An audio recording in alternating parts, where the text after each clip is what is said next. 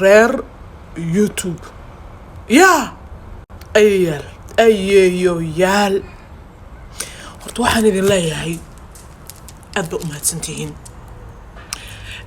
waxaana idinku salaamaya tusbaxyaashayda oo adduunka ka batay waxa kaloo idinku salaamayaa lubaan kaliya laab jacayl ku jiro sababtoo ah war YouTube waa ii kala kicsan markaysan lubaanta yaa markaysa waxa weeye waxa la iska tirtirayaa TikTok waxay igu sameysay idinkaana iga tirtiray xado aad bay idin jeceshahay xado aad baa u kala kicisaan war waa ii kala kicisaan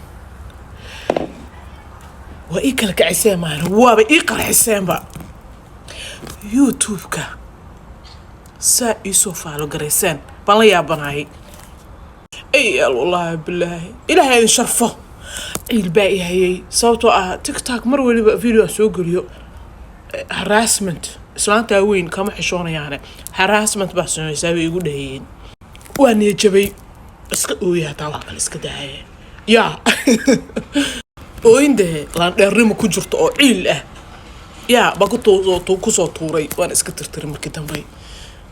laakiin ooyintaasoo dhan waxa iga tirtiray midin sheegaa idinka alla idin jeceliyaa tiim ayeeyo ismuujiya comment igu soo qora tiim ayeeyo xado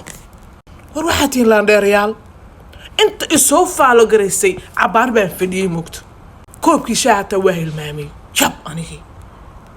Instagram dhac baa lii siiyey YouTube-kaaba ka daran laakiin ilaahay idin sharfo wallaahi bila waa i sharafteen isma dheheenin shaki baa igu jiray waxaan islahay meesha haddaa qaxootiba awal bay ahayd haddaad TikTok ka tagtid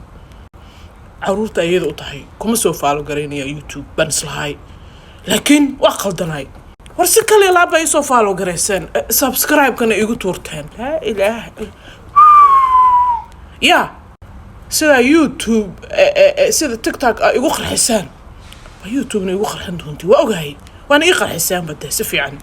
kal iyo laab soo dhawaada baad ilaahay marka meesha waxay noo noqonaysaa meel baashaal meel kaftan meel videoyaashii aad enjoy garayn jirtaan TikTok oo kale bay idin noqonaysaa meel ma taqaanaa oo buuq lahayn